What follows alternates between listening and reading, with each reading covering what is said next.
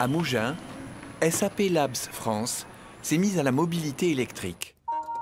De la Twizy sans permis à la Tesla, en passant par la Leaf ou la Zoé, ce sont bientôt une quinzaine de véhicules électriques qui vont stationner sur le parking de l'entreprise. Depuis longtemps, on y a remplacé les gobelets par des bouteilles réutilisables. Mais le programme de mobilité électrique s'est imposé lorsque l'entreprise a voulu certifier la mise en place d'un système de management environnemental. Je suis devenu peut-être un expert des voitures électriques, mais d'origine, je n'ai pas une attache particulière à des voitures, non, pas du tout. Moi, j'avais toujours une certaine disposition. Les voitures électriques, l'écologie m'ont toujours intéressé. C'est-à-dire, il y avait déjà un certain environnement chez moi créé. Mais tout a commencé avec cette certification que vous voyez là, la certification 14001. On s'est rendu compte qu'il y avait un arrêté du préfet qui obligeait toutes les entreprises ayant plus que 50 voitures de fonction, ce qui est notre cas, il faut avoir un minimum 5 voitures électriques. And you think it would pass this? Yeah. Okay. It should pass that test. SAP est une société allemande qui propose des outils informatiques de gestion intégrés.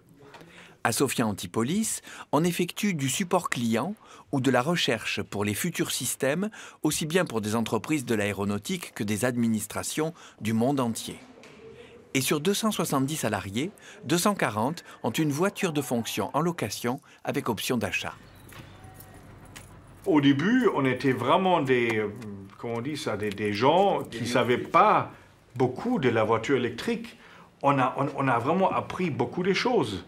On a appris des choses sur l'amortissement de la batterie, par exemple. On a appris sur l'application URSAF sur les voitures électriques.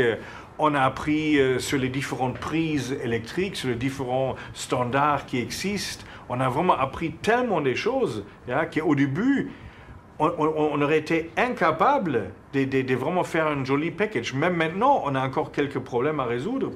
Pour planifier alors un trajet, on fait comme avec l'ordinateur, on saisit une adresse, on prend Tour Eiffel pour aller à Paris, pourquoi pas.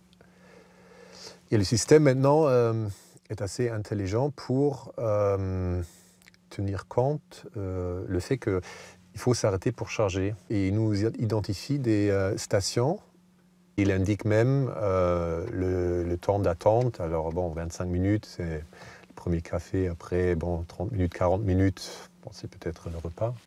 Et là, voilà, le total, c'est 11h07 minutes. Bon, on arrive un peu tard. Alors, avec la batterie chargée, sous les conditions actuelles, sur l'autoroute, avec la clim et une vitesse de peut-être 100-110 dans la moyenne, on a une autonomie de 350 km/h.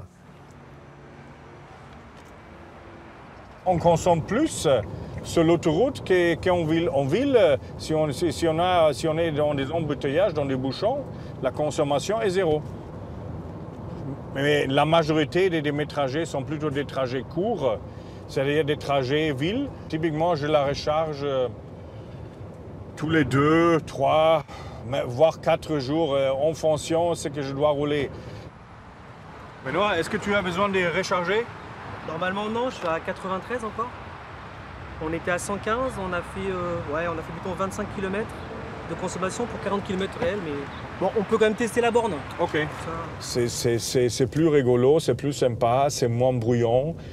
On a l'impression qu'on glisse sur la route beaucoup plus qu'avec une voiture thermique où on sent toujours les vibrations, les bruits.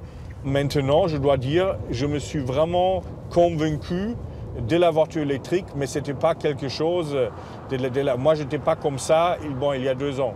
Il y a 2 ans, je me suis dit, bon, ça fait bien pour SAP d'avoir une voiture électrique pour montrer une certaine image verte. Mais maintenant, je suis convaincu que ce n'est pas seulement ça. Il ne s'agit pas d'une image. Il faut vraiment transformer, je dirais, toute notre flotte à moyen et long terme, tout sans exception aux voitures électriques.